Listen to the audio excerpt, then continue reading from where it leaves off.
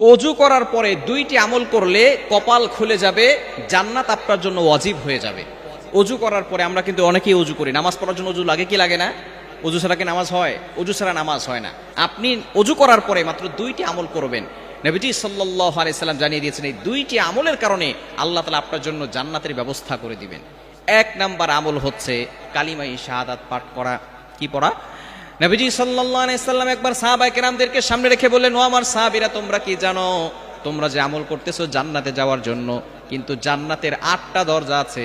কিয়ামতের ময়দানে এই 8টা দরজায় একজনকে ডাকবেন। সাহাবায়ে কেরাম বললেন, ইয়া রাসূলুল্লাহ, সে কে? তখন নবীজি সাল্লাল্লাহু আলাইহি ওয়াসাল্লাম বলছেন, সে হচ্ছে তোমাদেরই ভাই আবু বকর সিদ্দিক রাদিয়াল্লাহু তাআলা আনহু। তার আমল নামা এত বেশি এবং তার ইখলাস এত বেশি যে জান্নাতের 8টি দরজায় তাকে ডাকতে থাকবে।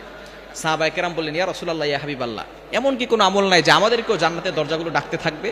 তখন নবীজি সাল্লাল্লাহু আলাইহি সাল্লাম বললেন, সেই জান্নাতের দরজা ডাকার জন্য তোমরা একটা আমল করবে, সেটা হচ্ছে ওযু করার পরে তোমরা এই শাহাদাত আঙ্গুলটা আকাশের দিকে তাক করে তোমরা বলবে, আশহাদু আল্লা ইলাহা ইল্লাল্লাহু ওয়াহদাহু লা শারীকা লা ওয়া আশহাদু আন্না মুহাম্মাদান আবদুহু ওয়া রাসূলুহু। অর্থাৎ কালিমায়ে শাহাদাত পাঠ করবেন।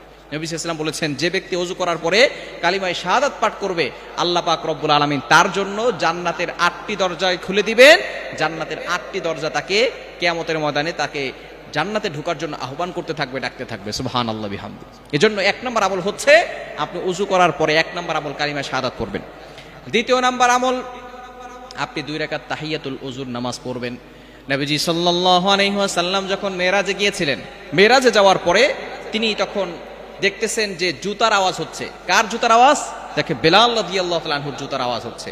নবীজি সাল্লাল্লাহু আলাইহি ওয়াসাল্লাম জান্নাতে থেকে বেলাল রাদিয়াল্লাহু তাআলা আনহুর জুতার আওয়াজ শুনতে পাচ্ছেন। নবীজি সাল্লাল্লাহু আলাইহি সাল্লাম মিরাজ থেকে আসার পরে বেলাল রাদিয়াল্লাহু তাআলা আনহুকে ডাক দিলেন, ও বেলাল, কি এমন আমল তুমি করো আমাকে বলো যে আমলের কারণে আমি জান্নাতে থেকে তোমার পায়ের আওয়াজ শুনতে পাই। বেলাল রাদিয়াল্লাহু তাআলা বলেন, ইয়া রাসূলুল্লাহ, ইয়া হাবিবাল্লাহ, তেমন তো কোনো আমল আমি করি না, তবে আমার যে আমল আছে সেটা হচ্ছে যে আমি একটা আমল নিয়মিত করি। ওযু যখনই করি সাথে সাথে আমি তাহিয়াতুল ওযু 2 রাকাত নামাজ পড়ি।